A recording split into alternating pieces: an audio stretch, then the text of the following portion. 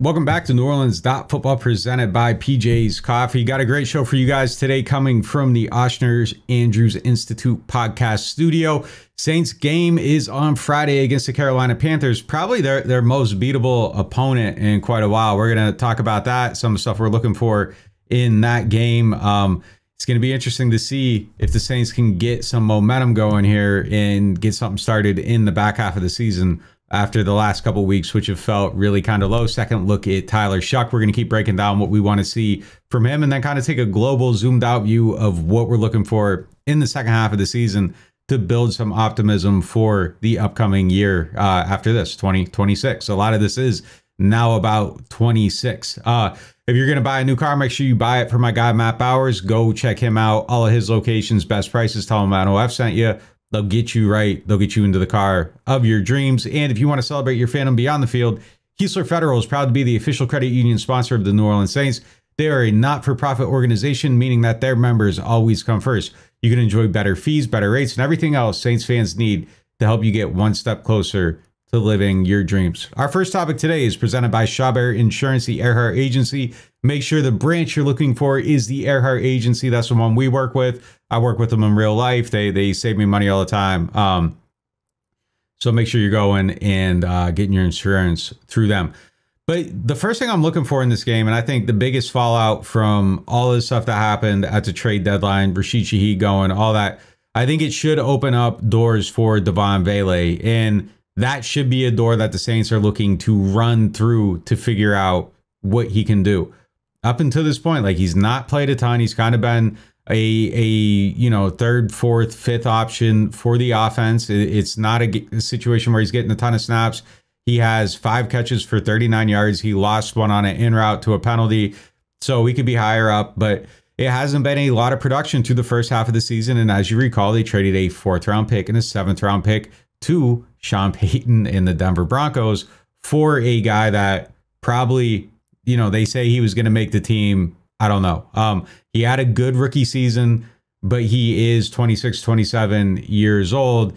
And now he's here with the Saints. And the idea was they get a cost controlled player. He's 27 years old. He'll be 28 at the end of the season, actually. The idea was they were getting a cost controlled player that would come in. He was still kind of young in his NFL trajectory, and he'd come in and be able to help the young quarterbacks. And for whatever reason, that hasn't really happened. Maybe it's him, maybe it's not. There was an injury in there that kind of set him back a little bit. But the point is, whatever happened through the first 9, like in the back 8, like it's got to be something different, because that's a top 100 pick for a team that's going to be picking at the top of the 4th round as things stand now. So a lot of investment into a player that hasn't really shown a lot. And I think just in terms of like hope building, look, if they got it wrong, is it going to be the thing that sinks the franchise? No, it's not. Like, people miss on 4th round picks all the time, but having that be the first kind of big move after being into this rebuild and it not hitting, it's a little bit unsettling. And, you don't want to waste that pick. Like, you'd rather miss on a 22-year-old 4th round pick than a 27, 28 at the end of the year 4th round pick. That you got in your building that isn't hitting. It's just the truth. But I think it's important. Like, I think it's a big thing. I think he has a big opportunity here. He's playing with a quarterback that he was on the scout team with at times. He's playing with a quarterback who went up to the podium this week and said, hey, look, I want to try to get him the ball. I want to try to see, what he can do. We got to get him involved more.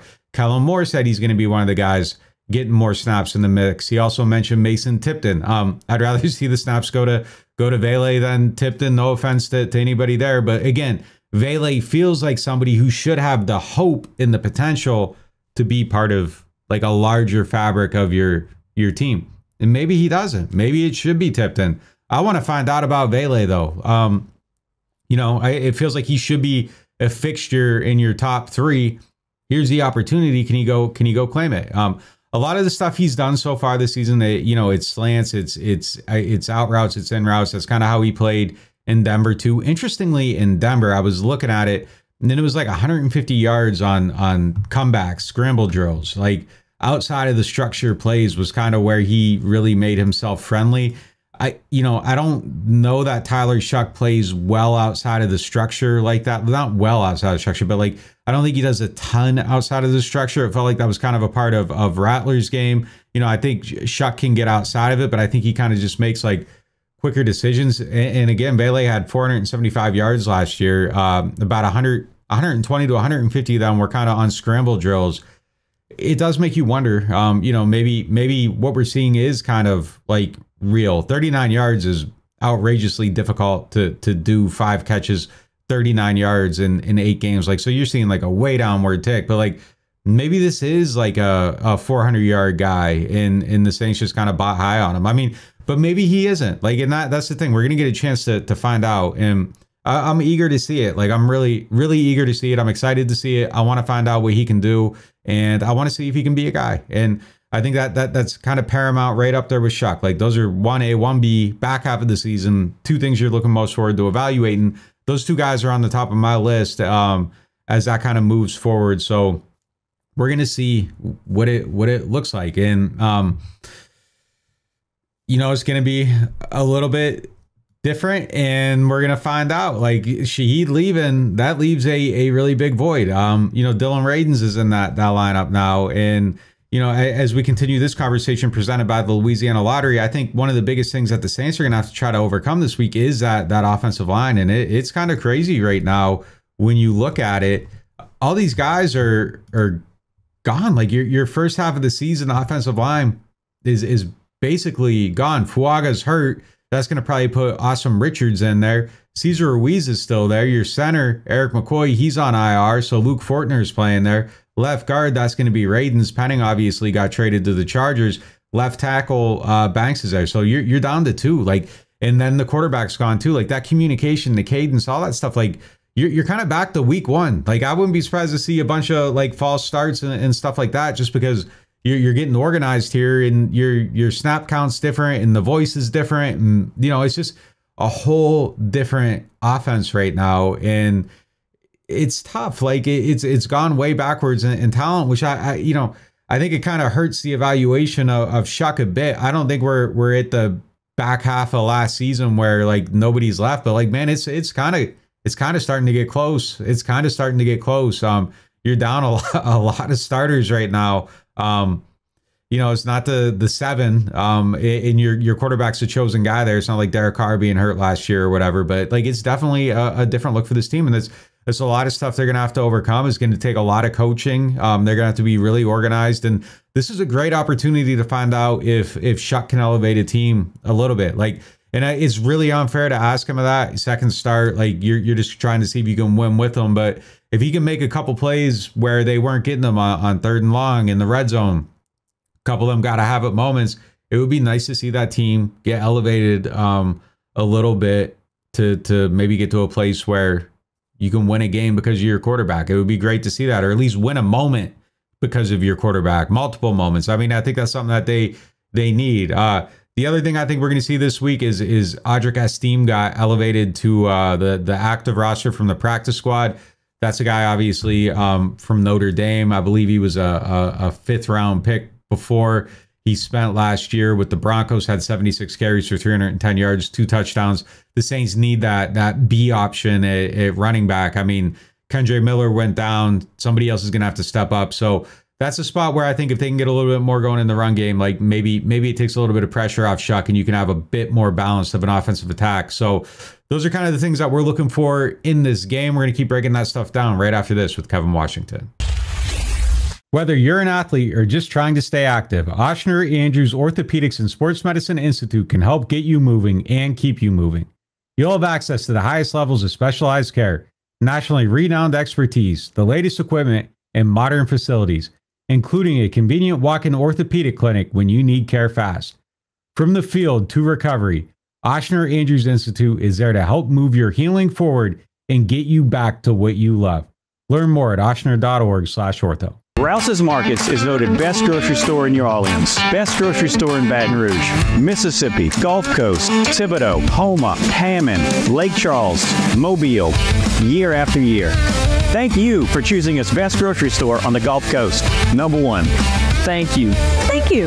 The number one grocery store In Mississippi, Alabama, Louisiana. 1 million customers a week can't be wrong. Welcome to Rouse's. I used a home equity loan from Keystone Federal to fix up the garage. Woo! Because living your dream means living your way. And the kids take the field. It's not even game day. The NewOrleans.Football show is proudly presented by PJ's Coffee. PJ's Coffee has some of the best drinks that you can find. They have locations all over the city. They have pastries and everything else you need to get your day started. So go check them out. I don't play favorites with our sponsors on the show, but one of my favorites for sure is RV Masters. You guys have been watching our show lately and you've seen our awesome new van. That thing is decked out. And the best part about it is I took it up to RV Masters and I was like, this is what I want to do, but I had no idea how I wanted to do it or how to get it done. And they took care of it from start to finish, brought me out for updates, were giving me new ideas, and they made it exceed my wildest dreams. And they will do the same thing for you. RV Masters offers full service RV, motorhome, and travel trailer repair. They have preventative maintenance and service packages for your RVs, your AC, your generators. They specialize in solar and lithium upgrades, satellite TV, and Starlink. They'll take care of you if you get into a collision. Whatever you need, they got you. And I can speak from experience because they definitely had us on our new van. I cannot vouch for anyone more than I vouch for RV Masters. RV-Masters.com. Go check them out. I believe it, I can see it. If it's in my sights, I achieve it. Ain't no leaving, no defeating. Show up, complete and repeat it. Are you ready? Are you ready? Are you ready? Get game ready. Play Game Ready Scratch-Offs and Fast Play from the lottery. Win up to $100,000. Enter the second chance drawing for a chance to win up to $1 million.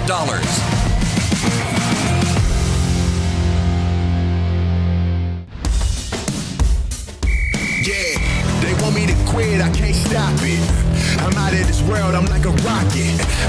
And you can never be us. We not afraid of the pressure, cause we good in the clutch. Yeah.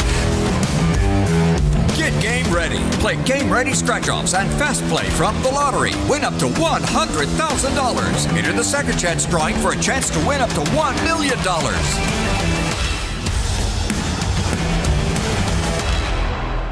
Shawbear Insurance, the Earhart Agency, is a longtime partner on this podcast, but the truth is, I was advertising them to my friends and everybody I knew long before they ever jumped on this show. And I'm going to tell you why. Every 6 months, my car insurance policy comes up, and every 6 months, I get a call from somebody from there telling me I need to change it or stay where I'm at. They're shopping my policy constantly to make sure I am getting the best possible deal. That means money in the bank. And those are the type of people you love because look, we all live here. We all know how it is. The insurance rates are out of control. You need somebody watching your back, and they actually really do it. And I was with them before they ever asked me to be with them. So they are people that you need to be doing business with. And if you are going to look up their insurance, make sure you are looking for the Earhart Agency. Those are our guys. There's a lot of Shawbear insurances. The Earhart Agency is the one you want. I can speak for them. Real life, real support, real good business, real money saved. Call them up today. Shawbear Insurance, the Earhart Agency. Hardhide flavored whiskey, Ponchatoula strawberry, and Chilton County peaches in your favorite bars, stores, and restaurants. Hardhide Chilton County Peach Whiskey is a blend of aged wheat whiskey, light American whiskey, and fresh Chilton County peaches from Alabama's Durbin Family Farms. And Hardhide Strawberry Whiskey tells the story of a small town famous for strawberry farming. A delicious natural strawberry-infused 86-proof whiskey for whiskey lovers. Just look for the red and orange bottles in your favorite stores, bars, and restaurants.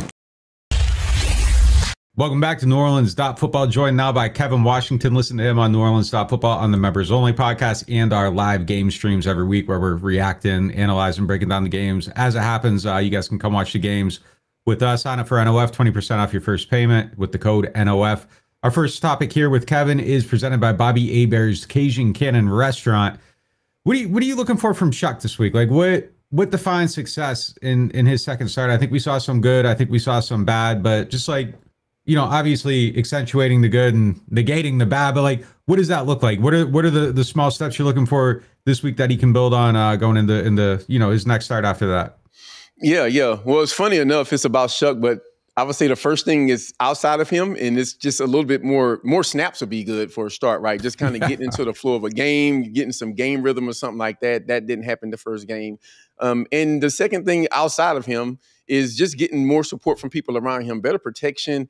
They traded Penning, which, you would like to think, and, not to slander the man while he's gone, but that's a potential upgrade there, at least in some ways. And so, and then, guys dropping the balls, fumbling the balls, stopping drives. So I think getting help from people outside of him is the start. And then after that, first and foremost is just, kind of commanding the offense. I think what Rattler did in the first part of the year is where he kind of was managing the game. I thought that that's something that he did at times this year. I think that that's something you want to see from Shuck, because it's something that you want from every quarterback. It's not it's a boring thing, but it's like really crucial. Every good quarterback does it. So I think that's one of the things. I want to see him manage the pocket a little bit better. He's going to be under pressure a lot with this offensive line. So, he has to learn to navigate that pocket, make a decision while he's in the pocket, and, feel comfortable about that decision. Don't get into the panicky thing that he does sometimes, where he kind of breaks down with his mechanics. And I also think that, just being careful with the decision making. He's a gunslinger. He's going to throw it. He's an aggressive thrower. I think he needs to be an aggressive thrower. I like that he's an aggressive thrower. But I also think that he has to also manage and reel in that aggression. And I think that's the job of, Kellen Moore there, because, I'd rather have a guy that's aggressive and reel him in than try to get a guy to be more aggressive. So I think that that's something that he's kind of got to manage and just kind of keep under control a little bit. And then the last thing I would say is, I want to see him hit a deep ball. I think his intermediate ball, he throws a great intermediate ball.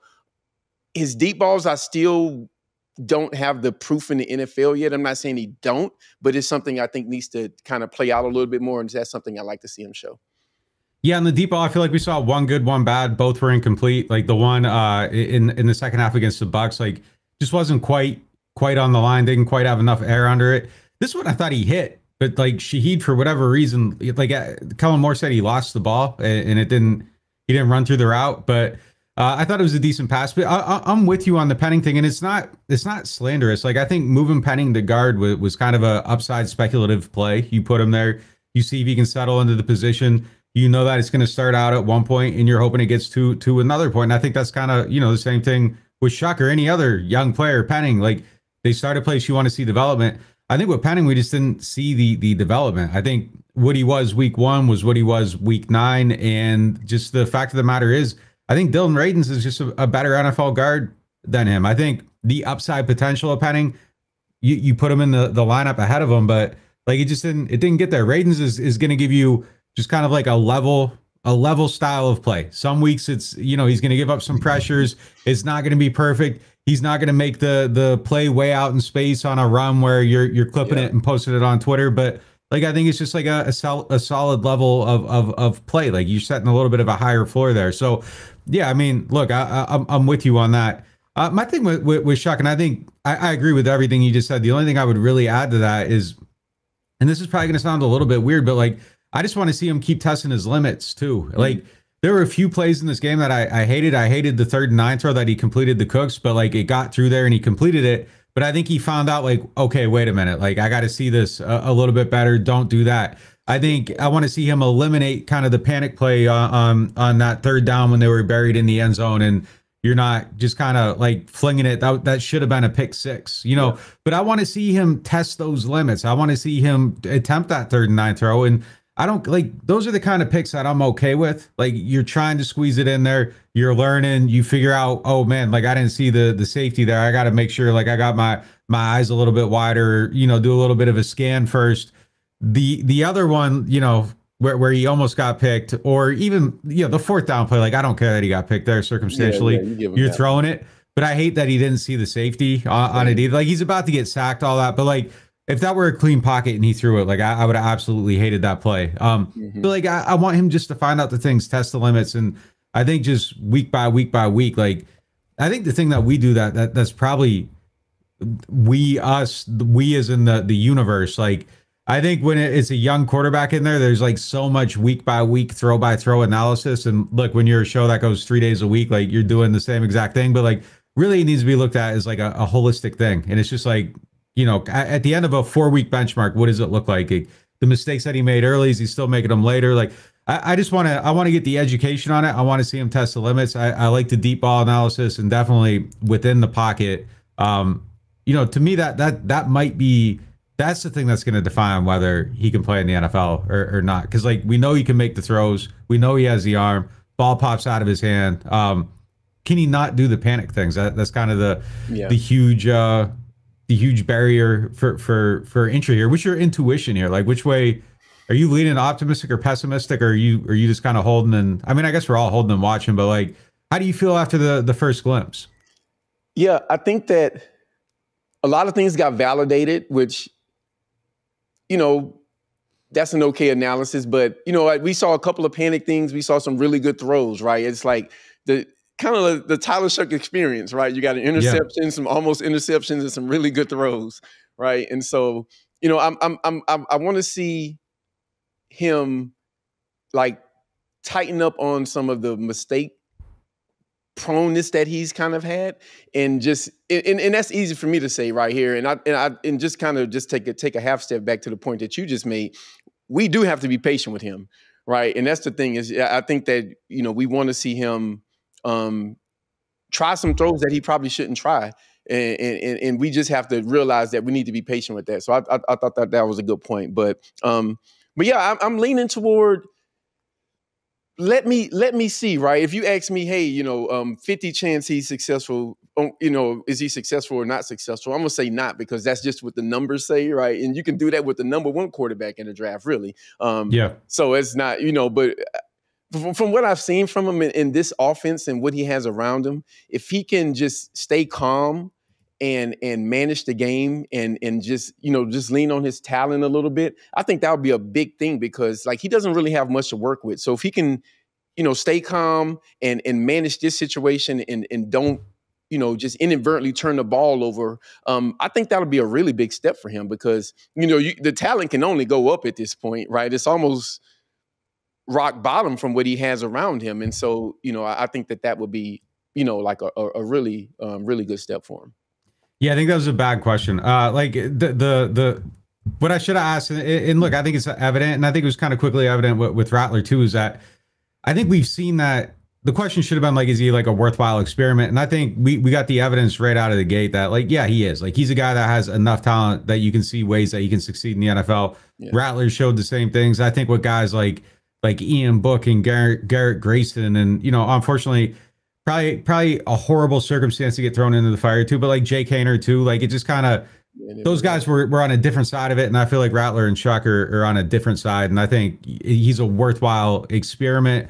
We can argue about whether the investment was worth it or not. Like all that stuff's, you know, that's done. Like where it's at now, I think, yeah, like I'm excited to see what he can do. We'll see where it goes from here. And there's one more thing I didn't bring up that I would like to see them expand on him, and that's some of the under center stuff. You know, that's something he did in college. I think that's something that he has as a skill set. And so, you know, a lot of the stuff that they're doing, and I don't know if it's a Kellen Moore thing, if it's a Rattler thing, but it's a lot of shotgun. So, you know, you open up your offense significantly if you can play from under center, and if Shaheed can handle that part of the game also, I think that'd be a huge boon just as an offense in general, because you can just do more, you can disguise more, you can show more, you can plan for more. Defenses have to prepare for more and things along those lines. So yeah, I think I'm afraid it's a more thing. Like I really think it is a more thing, but maybe it isn't. Maybe it opens up. That'll be interesting to see going forward.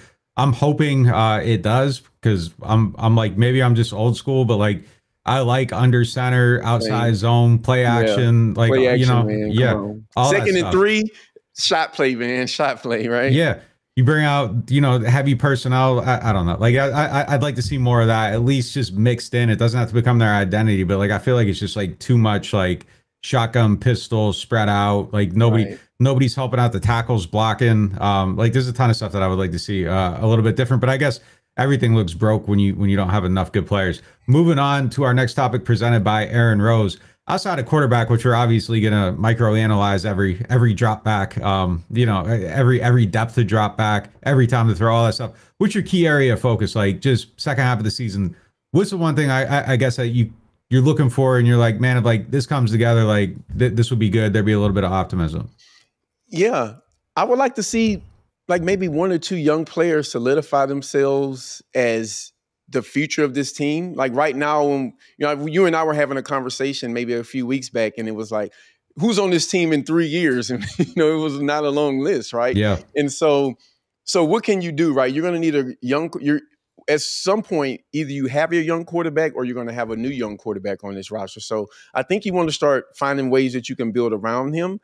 I think where this team is now, and there's so many things broken, and this is I think it's an overly simplistic way of looking at it, but I think sometimes that works, is, I would focus primarily on the offensive side of the ball, right? Like your quarterback that's where he's going to be playing. So like who can be is Vele going to be part of the future? Is he going to be a bigger part of the offense now? Is he, he's early in his contract, only in the second year. Are you going to re-sign Olave, right? Who on the offensive side of the ball can you depend on going forward with the young quarterback, right? Like, do you need to let Fuaga get healthy and, get his future going, right? Do you need to sit him, right? I think something on the offensive side of the ball needs to materialize in the form of support for a young player that's going to be coming in the building and playing quarterback. And so I don't think they have that right now. I think they have some potential, pieces, but it's just not enough. So, who's going to step up and just be solid on that side of the ball? Or just some solid part of the offense, like some offensive thing that they become good at that they can lean on. So I'm trying to figure out a way that they can support the next, not only say Drew Brees, but franchise quarterback when the person steps in the building. Yeah, they definitely need like some type of identity over there, and where it comes from, who knows? I think play calling could be better over there. They need to start games faster. Fuaga is interesting because, like, I don't know that I don't want to overstate it and say I'm concerned, but like I'm partially concerned about the amount of injuries. Like, and this is a high ankle sprain. Like, it just kind of happens, but like it just feels like there's been a bunch of things, and maybe the accumulation of like some unlucky events is leading to like a overreaction to a small sample size. But I'm a little bit worried about kind of how these things are adding up for him. And we just had the Ryan Ramczyk experiment too, right? Yeah, so that's like and Tehran, Davenport was in the same bucket. You know what I mean? Like, it's just sometimes guys just get hurt. Yeah, man. So like, you just like injuries are like, ooh, no, not another first rounder that's hurt. Probably unfair to put any of that on him, but like it is something where it's just like, it's a lot. It feels like availability a lot right now. is the trait, though, man. It's a trait. It is. Yeah, it is, no doubt. Yeah, for me, like just flipping it a little bit. Like I'm with you on the offense. If I went first, I would have named 6 offensive things. But the one guy that I feel like if like it really comes together, like Chase Young, like if he can just keep this going over the second half of the season, they have like a real guy on that side of the ball. And as I look around, like I don't know if there is another like real guy under the age of 30 that I'm like, yes, like that guy could be a franchise cornerstone that you are just all in on, that's like showing the potential to actually get there right now. Like, could Kool-Aid elevate and get there? Could Sanker, like, some of these other guys could, but it feels like maybe Banks can start to do something. Yeah, Chase is like up on the porch, like ready to go. Can he get through the doors? That's kind of thing that I'm looking for most. So, and look, defensively, I think it's the same thing as offensively. Can they put together a scheme that's somewhat consistent? Or I guess they're lacking a lot of players, but again, it's just a handful of things that I think can tighten up altogether. I do think Kimber like Kimber Z step up, like just guys like that, like the low hanging fruit. Yeah. All that stuff. Yeah, for sure. All right. We'll be live on Sunday breaking down the game, the Carolina game. Come watch that with us. NewOrleans.Football. Use the code NOF, 20% off your first payment. We'll be back right after this. Big news from the home team. Introducing our newest sponsor, the Mortgage Brothers. With over 30 years of combined experience, the Mortgage Brothers are the quarterbacks of home lending, calling the right plays to get you across the goal line. Whether you're a first-time buyer or a seasoned vet, they'll coach you through every down and make sure you feel like part of the team. They're backed by Cross Country Mortgage, the #1 retail lender in the nation, so there's no loan playbook they can't run. FHA, VA, conventional, RD, and more. They're lifelong season ticket holders, local guys who know the field and your market, and their online application takes less than 10 minutes. Why fumble your mortgage with some online lender who's never even watched your team play? Stick with the Mortgage Brothers, the trusted pros who play to win. Mention NOF and get $500 back in lender credit toward your closing costs. That's money back in your pocket when it counts. Visit mortgagebros.money and start shopping with confidence. Because with Mortgage Brothers, it's always no flags, no fumbles, just smooth closings every single time. Score big with kickoff combos at New Orleans Hamburger and Seafood Company. Don't pass on your choice of our seafood combos or our slider specials. Served with a side of garlic herb fries. Run in now for specials starting at $9.99 at New Orleans Hamburger and Seafood Company. I got hurt in a car wreck. Why should I get Gordon? Because when you're hurt, you need money. And I fight for the people of Southeast Louisiana every day. I got a client who injured their neck in a car wreck, $250,000. Another client was hit by a big truck and needed back surgery. I got them $700,000, and they deserved every single penny. That's what I'm talking about. Why wouldn't I get Gordon? If you've been hurt in a car wreck, just call me, New Orleans. Get it done. Call 504-800-8888. You ever take a bite of something and immediately think, yeah, I'm coming back for this? Bobby Hebert's Cajun Cannon Restaurant just added some new dishes, and man, they crushed it. The shrimp and crawfish pistolettes, golden and stuffed with bold Cajun flavor. Fried oyster tacos, crispy, fresh with the perfect kick. And the soft shell crab Alfredo, creamy, rich, and absolutely worth the order. They're open 7 days a week, and they deliver late. Bobby Hebert's Cajun Cannon Restaurant. Delicious food, superior service. Whether you are a local New Orleanian or a fan in town for the game, get your pre- and post-game fired up at Aaron Rose. Local chaos and local love for the black and gold. Wake up and live with daily drink specials, mimosas, screwdrivers, Bloody Marys, and hot or frozen Irish coffees, all just $3 or $4 between 10 a.m. to 2 p.m. Aaron Rose, half a block from Bourbon Street in the French Quarter, 811 Conti Street. Attention Saints fans, don't let pests and termites invade your home field. Trust the team at Red Pest Solutions to tackle those unwelcome visitors. Call the Red Man today for unbeatable pest and termite control. Score peace with no pest. Visit redpest.com, REDDPEST.com. Welcome back to NewOrleans.Football. It is now time for the Get Gordon question of the day, presented by Gordon McKernan Injury Attorneys. If you need help, make sure you get Gordon. Guillermo asked the question. He said, we seem to finally have a good draft after so many bad ones. Saints kept their picks and made logical selections. Do you think the Saints will continue with their draft strategy, or can we see a change on the profile players trading down, or even made some changes in the scouting and decision makers? I know that the Saints now have people like Randy Mueller and Thomas Dimitroff, but I think they're only here to tweak, not to implement radical changes. I don't think we'll see radical changes, but like in the approach, the scouting approach, I think that's still spearheaded by Jeff Ireland. I think it's still kind of just going to be along those lines. All the scouts, the pro scouts, most of those guys are all still here. So like that, the backbone of the scouting, I don't think will change. But I think strategically, and I wouldn't put this on Randy or Dimitroff, but I just think organizationally as a whole, no matter who's here, I think the circumstance, and I will hope this, I think the circumstance would have to dictate some level of change. I think you have to look at things differently. I think you have to look at quantity over quality. I think what worked in 18, 19, I think the point of view has had to radically change when you're a one-win team halfway through the season. Like targeting the one guy that's going to get you over the hump, have to get Trevor Penning, have to get Marcus Davenport.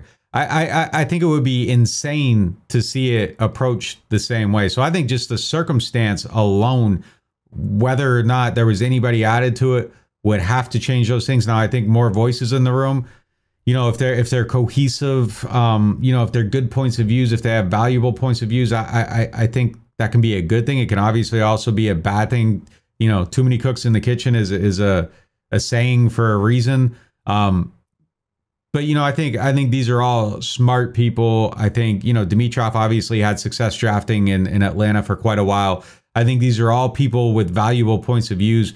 I think Randy's had a pretty big voice this offseason in some of the stuff they're doing. And it seems like they made a bunch of smart moves, just as far as like tinkering the roster and stuff like that, as you mentioned here. And look, the point of view, even, you see it at the trade deadline. They're a little bit more aggressive. It isn't radically outside of what they do, but like a change in approach. I think we're seeing that as they go through this process. So I would expect there to be some tweaks for sure. If there aren't, boy, and they're trading up, you know, it's going to have to be incredibly, you know, I mean, it'll be open for heavy criticism if they're doing a you know, all in on one guy thing instead of being all in on the entirety of you know, building out depth and quantity on the roster. So yeah, I'm expecting it to be a little bit different this year. I think a lot of stuff that we've come to know will probably be tweaked or maybe even a little bit unexpected, and it should be. That's going to do it for today's show. Appreciate y'all for joining me. I'll talk to you next time.